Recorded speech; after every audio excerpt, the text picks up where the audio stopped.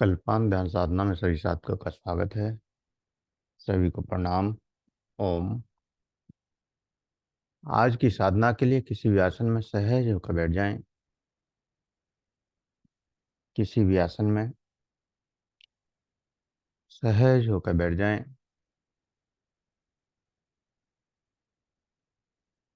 आंखें कोमलता से बंद।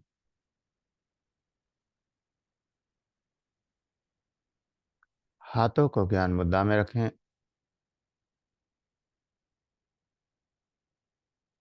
कमर गर्दन सीधी और सहज हो जाएं। सहज श्वासों के साथ जो श्वास अंदर जा रहा है, जो श्वास बाहर आ रहा है, उन श्वासों के साथ सहज होते जाएं। अंदर जाने वाला श्वास, बाहर आने वाला श्वास, और दोनों श्वासों के साथ सहज होते जाएं। दोनों श्वासों के साथ सहज होते जाएं। अंदर जाने वाला श्वास, बाहर जाने वाला श्वास,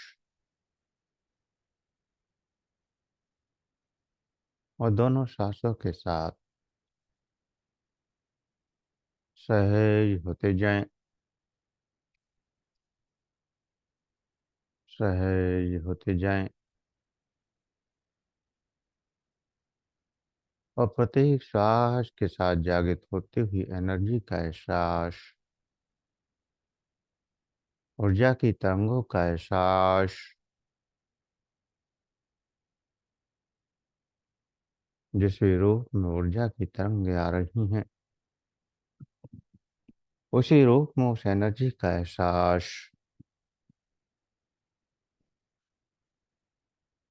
ऊर्जा, एनर्जी, शांति, आनंद, इनकी हम कल्पना भी कर सकते हैं मन के द्वारा, और सत्य में चेतना के द्वारा इन तक पहुंचा भी जा सकता है। मन के द्वारा, कल्पना के द्वारा पहुंचना और चेतना के द्वारा पहुंचना, दोनों में बहुत अंतर है। कई बार हम मन में कल्पना करते हैं और जो हम सुनते हैं वो महसूस करने लगते हैं। वो चेतना की छलांग नहीं है, चेतना की पहुंच नहीं है, वो केवल मन की छलांग है।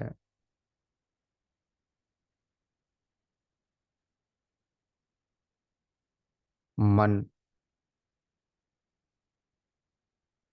उसको बुद्धत्व की जरूरत नहीं है, परम तत्व की जरूरत नहीं है, परम शांति की जरूरत नहीं है, परम आनंद की जरूरत नहीं है। उस परम तत्व की जरूरत है केवल चेतना को।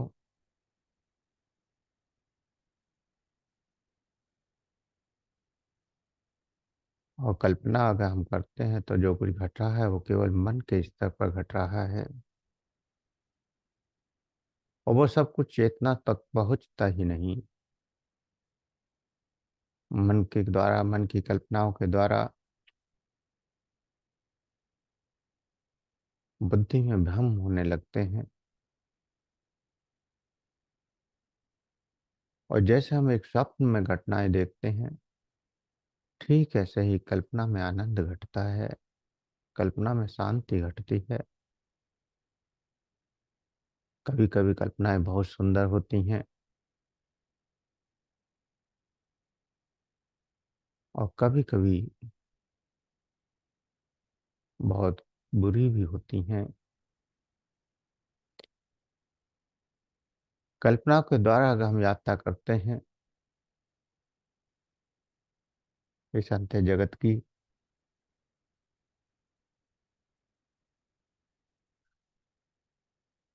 तो कभी हमें ध्यान करना अच्छा लगता है, कभी ध्यान करना बोरियत लगने लगता है,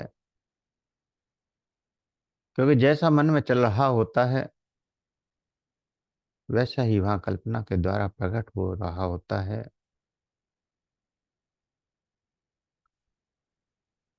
कल्पनाएं कुछ पल के लिए शरीर के रसायनों को या शरीर की संवेदनाओं को बदल सकती हैं। मन यदि दुखी है तो कल्पनाएं दुखों की ओर ले जाती हैं, ध्यान भी आनंद नहीं देता। वहीं अगर मन बाहर की दुनिया में आनंद ले रहा है या सुख मिल रहा है तो स्वर्ग की जैसी कल्पनाएं होने लगती हैं और अंदर आनंद महसूस होने लगता है। कल्पनाएं मन की गति को बढ़ा देती हैं,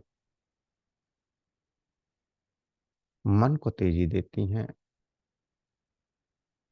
इससे ज्यादा वो कुछ भी नहीं करती।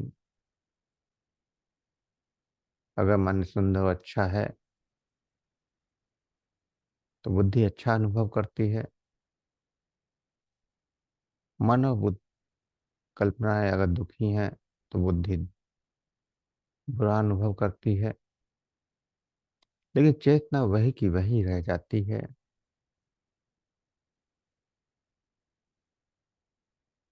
हम स्वयं को धोखे में डाल सकते हैं या कहें कि धोखे में आ जाते हैं और सोच लेते हैं कि यही मस्ती है, यही आनंद है, यही शांति है जिसकी हमें जरूरत है। भटक जाते हैं, कल्पनाओं की सीमाओं में बन जाते हैं कि एक कल्पना कर लें और बस हो गया परमात्मा का अनुभव। लेकिन ये सत्य नहीं है। कल्पना सत्य का अनुभव नहीं करा सकती। कल्पना कुछ पल के लिए भ्रम तो पैदा कर सकती है लेकिन स्थायी आनंद नहीं दे सकती। कल्पना कुछ पल के लिए शांति का अनुभव तो करा सकती है लेकिन अस्थायी शांति नहीं दे सकती। कल्पनाएं केवल एक स्वप्न है और जितने पल स्वप्न में आनंद मिलता है ठीक उतने ही पल कल्पनाओं के द्वारा ध्यान में आनंद मिलता है। जैसे ही चेतना में आते हैं वो सब कुछ खो जाता है। जैसे स्वप्न हम देख रहे हैं और जितने पल देख रहे हैं उतने ही पल वो सुखी है या आनंद है या दुख है या डर है या कष्ट है, जो भी है केवल उतने ही पल है जितने पल हम स्वप्न में हैं। और जैसे ही सपने से जागे सब कुछ खत्म हो गया एक क्षण में। हमें ध्यान भी नहीं रहता कि हमने स्वप्न में क्या देखा, क्यों डर रहे थे, क्यों खुश हो रहे थे, क्यों आनंद बना रहे थे, ऐसा क्या मिल रहा था। जागृत अवस्था में आते ही हमें ध्यान भी नहीं रहता। ऐसे ही हम अंदर की दुनिया में कई बार कल्पनाओं के द्वारा एक कल्पना बनाते हुए चलते हैं। जो कल्पना हमने कहीं से सुन रखी है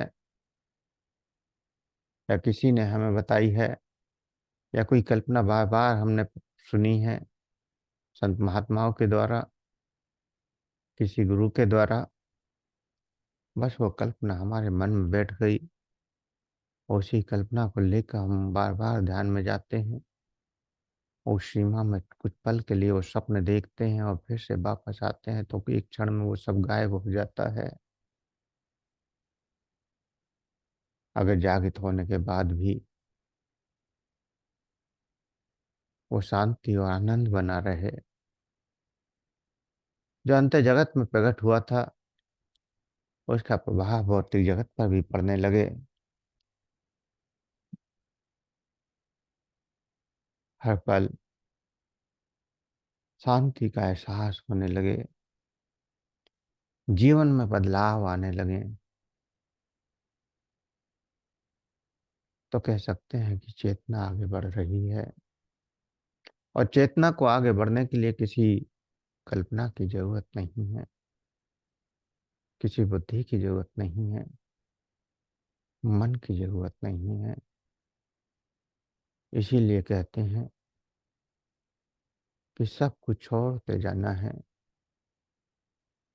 सब कुछ छोड़ते जाना है। ना कोई क्रिया करनी है और ना कोई प्रतिक्रिया करनी है। क्रियाएं और प्रतिक्रियाएं एक कल्पना ही तो है, और जिस पर ये क्रियाएं और प्रतिक्रियाएं खत्म हो जाती हैं, उस पर सत्य प्रकट होना शुरू हो जाता है। और वह सत्य गहरे आनंद में ले जाता है, गहरी शून्यता में ले जाता है, गहरी शांति में ले जाता है। वो अनुभव परमात्मा का सत्य का अनुभव होगा, जब हम कुछ नहीं कर रहे होंगे। ना कोई विचार, ना कोई शब्द, ना बुद्धि का प्रयोग, ना मन का प्रयोग, केवल और केवल साक्षी भाव।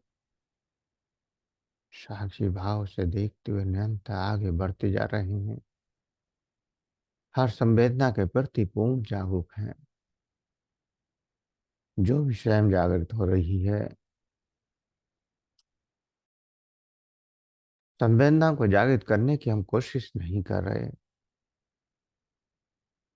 हम कोशिश नहीं कर रहे कि हमें सर्दी लगे या गर्मी। हम कोशिश नहीं कर रहे कि प्रकाश आए या अंधकार। हम कोशिश नहीं कर रहे कि शरीर में कंपन हो या झंझनाहट।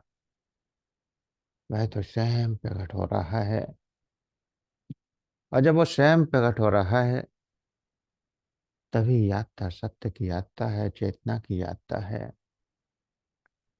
जिसमें कोई विचार ना हो, कोई कल्पना ना हो, मन की यात्रा ना हो, चेतना की यात्रा हो। मन की यात्रा तो भौतिकता की ओर ले जाती है, भौतिकता में उलझाती है और अंदर भी उलझा देती है।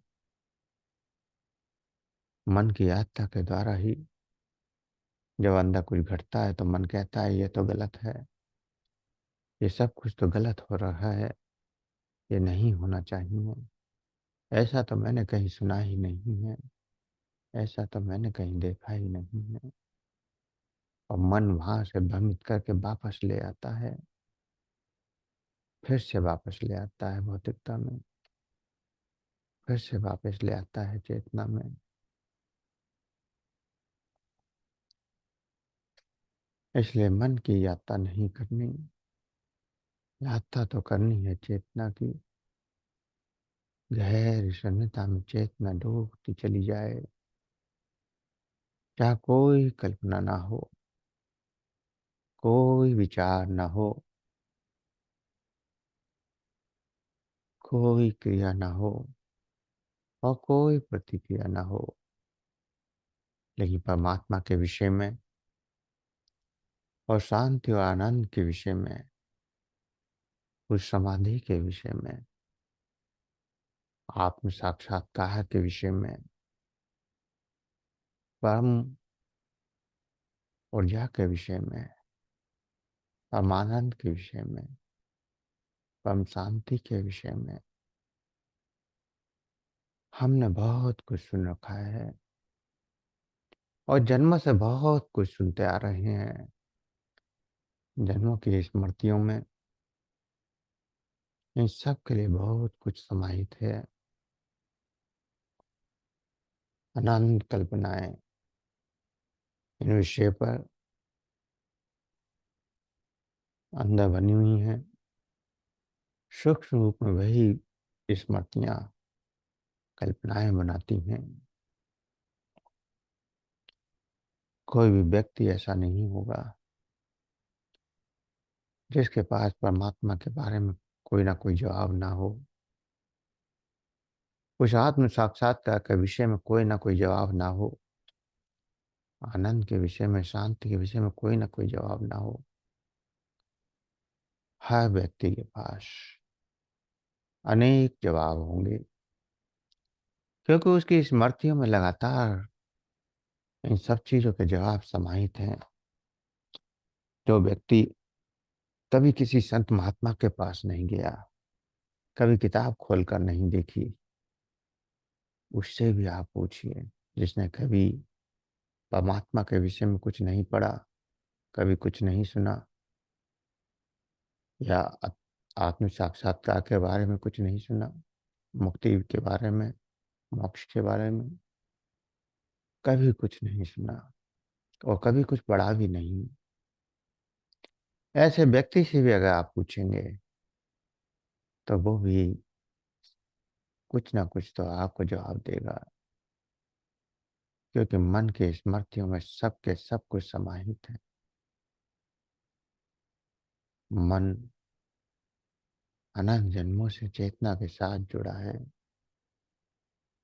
और अनंत जन्मों में जो कुछ सुना है, जो कुछ स्मृतियों में है, वह सब कुछ तुरंत बाहर आने लगता है जब भी उससे संबंधित कोई विषय आता है। आप किसी विषय के बारे में बिल्कुल नहीं जानते, कभी कुछ नहीं सुना, कभी कुछ पढ़ा भी नहीं है, लेकिन कोई विषय अचानक सामने आ गया।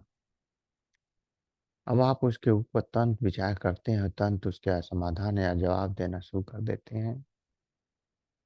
कहाँ से आया वो जवाब?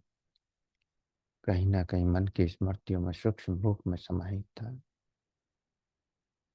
कई बार आप देखते हैं कि कोई उपकरण है, वो खराब हो गया, आपको उसका कोई ज्ञान नहीं है, आपने कभी उसको देखा भी नहीं कि कैसे ठीक होगा, कभी आपने उसके विषय में सुना भी नहीं, कभी पढ़ा भी नहीं। आप उस उपकरण को खोल कर बैठ जाते हैं ठीक करने के लिए। कहाँ से विचार आ रहा है खोलने के लिए? कहाँ से विचार कहाँ से विचार आ रहा है ठीक करने का? और आप ठीक कर भी देते हैं। कैसे? जिसके विषय में हम नहीं जानते वो कार्य हम कर गुजरते हैं। कैसे? और ऐसे जीवन की अनेक घटनाएं आपको याद आती होंगी कि जिस विषय में आपने नहीं जाना, उस विषय में भी आप आगे निकल गए। जिस विषय में आपने नहीं पढ़ा, उस विषय में भी आगे निकल गए। कैसे? मन की स्मृतियों में वो सारा ज्ञान था, और ज्ञान सारी कल्पनाएं मन की स्मृतियों में सदा से हैं। और जो नई ज्ञान इकट्ठा कर रहे हैं, वो भी उन स्मृतियों में समाहित होता जा रहा है। पिछले अनंत जन्मों की स्मृतियां मान्यताओं के रूप में, संस्कार के रूप में सामने आती हैं। कई बार हम देखते हैं एक संत के घर में कुसंत बच्चा पैदा हो जाता है, तो बच्चा कुसंत नहीं होता, वो बच्चा बुरा नहीं होता। बच्चों के पिछले संस्कार, पिछली स्मृतियां, पिछले मान्यताएं वो गलत हैं। हम इस जन्म में उसको बहुत संस्कार देते हैं, बहुत कुछ सुधारने की कोशिश करते हैं, लेकिन वो पिछले जन्म की स्मृतियां, पिछले जन्म की मान्यताएं पीछा नहीं छोड़ती। वह बार बार बिगड़ता चला जाता है, लाख सुधारने पर भी नहीं सुधरता। इसका मतलब पिछले जन्म की स्मृतियां, पिछले जन्मों का कर्म है। लास्ट में हम यही कह देते हैं कि इसके पिछले जन्मों के कर्म है, इसलिए भोग रहा है। तो वो पिछले जन्मों के कर्मों का भोगना को कुछ नहीं है, केवल पिछले जन्मों की स्मृतियां, पिछले जन्मों की मान्यता है, पिछले जन्मों के संस्कार हैं। ऐसे ही कई बार बड़े से बड़े व्यक्ति के घर में भी संत संतान आ जाती है। उसके संस्कार, मान्यताएं अच्छी हैं, उसके अंदर दया है, करुणा है, प्रेम है, जो उस परिवार में नहीं है। ये बदलाव पिछले जन्मों से आते हैं, अनंत जन्मों से आते हैं। और यही सब स्मृतियां हर जगह काम करती हैं, चाहे हम अंत्य जगत की यात्रा करें, चाहे बाह्य जगत की, हर जगह अपना प्रभाव दिखाती हैं। इसीलिए यात्रा सत्य की नहीं हो पाती, यात्रा मन की होती है, कल्पनाओं की होती है। अंतर बड़ा सूक्ष्म है और समझना भी बड़ा सहज है। सूक्ष्म से अंतर, क्योंकि हम उस समय उसको ही सत्य मान रहे होते हैं जो हमारी कल्पना में चल रहा होता है। हम नहीं मानते उस समय कि हम भ्रम में हैं, ये यात्रा स्वप्न की चल रही है, कल्पना की चल रही है। जैसे जब हम स्वप्न में होते हैं तो हम ये नहीं जान पाते कि हम स्वप्न में हैं। और अगर जागरूक हों, अगर चेतना जागृत है, तो बेशक शरीर सोया हुआ हो, स्वप्न में भी हम जान रहे होते हैं कि हम स्वप्न देख रहे हैं। कई बार आपने देखा होगा कि आप स्वप्न देख रहे होते हैं, तो उस स्वप्न में ये विचार कर रहे होते हैं कि मैं ये स्वप्न तो देख नहीं देख रहा, मुझे लगता है मैं स्वप्न देख रहा हूँ। ये तो सत्य नहीं है, सत्य तो कुछ और है। ये मकान तो मेरा नहीं है, मेरा मकान तो कोई और था। ये परिवार तो मेरा नहीं है, परिवार तो कोई और था। तो स्वप्न में भी कई बार चेतना जागृत होती है, तो हम स्वप्न को भी जान रहे होते हैं कि मैं स्वप्न देख रहा हूँ। ठीक ऐसे ही अंत्य जगत में हम जब जागृत होकर आगे बढ़ते हैं, सजग होकर आगे बढ़ते हैं, साक्षी भाव में आगे बढ़ते हैं, तब हम गहरी समाधि में भी चले जाते हैं। तो हमें पता होता है कि हाँ, हम जो देख रहे हैं वो सत्य है या स्वप्न है। हम कोई कल्पना कर रहे हैं या सत्यता को देख रहे हैं। क्योंकि चेतना की जागरूकता, चेतना के प्रति होशपूर्ण, और इसके प्रति होशपूर्ण तभी हुआ जा सकता है जो आप कोई विधि ना अपनाएं, कोई क्रिया नहीं अपनाएं, कोई विचार नहीं, केवल सहज होकर स्थिर होकर बैठ जाएं। शरीर सहज होता जा रहा है, स्थिर होता जा रहा है, शून्य होता जा रहा है, शरीर शून्यता में उतरता जा रहा है। और यह कोई कल्पना नहीं करनी है। आप देखेंगे कि कुछ देर बाद पैर शून्य होते चले जाते हैं। आप कोई विचार ना करें, फिर भी पैर शून्य होना ही है। और जब पैर शून्य होते चले जाते हैं, तो ये शून्यता ऊपर की ओर बढ़ती चली जाती है, शून्यता ऊपर की ओर बढ़ती चली जाती है, ऊपर की ओर बढ़ती चली जाती है। और एक पल आता है कि वो शून्यता मस्तिष्क तक पहुंच जाती है। जैसे ही मस्तिष्क तक पहुंचती है, हम गहरी समाधि में होते हैं, या फिर हम गहरी शून्य में होते हैं, जहाँ ना तो कोई क्रिया है, ना कोई शरीर है, ना कोई संबंध है, न मन है, न मन की स्मृतियाँ, न बुद्धि है, न बुद्धि का ज्ञान। वो यात्रा है सत्य की, वो यात्रा है परमात्मा की, वो यात्रा है आत्म साक्षात्कार की, वो यात्रा है मुक्ति की, वो यात्रा है मोक्ष की। उस यात्रा में प्रवेश करना है, गहरी शून्यता में, गहरी शांति में, जहाँ मन की कोई स्मृति नहीं है, कोई विधि नहीं है, कोई क्रिया नहीं है, कोई प्रतिक्रिया नहीं है। उस गहरे अंतर जगत में प्रवेश करते जाना है। उस गहरे अंतर जगत में प्रवेश करते जाना है। उस गहरे अंतर जगत में प्रवेश करते जाना है। उस गहरे अनंत में खोते चले जाना है। खोते चले जाना है। खोते चले जाना है।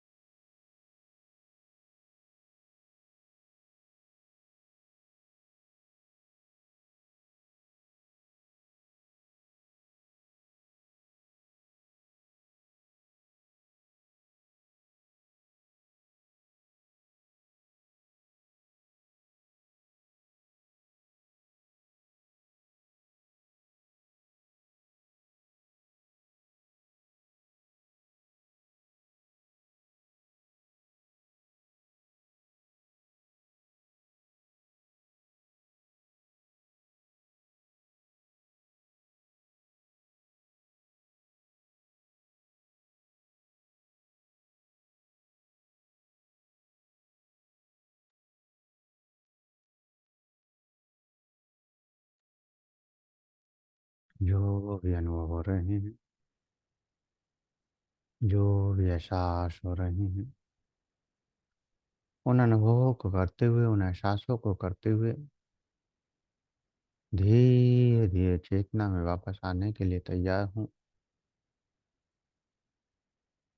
धीरे धीरे वापस आने के लिए तैयार हूँ। शरीर का एहसास, सांसों का एहसास,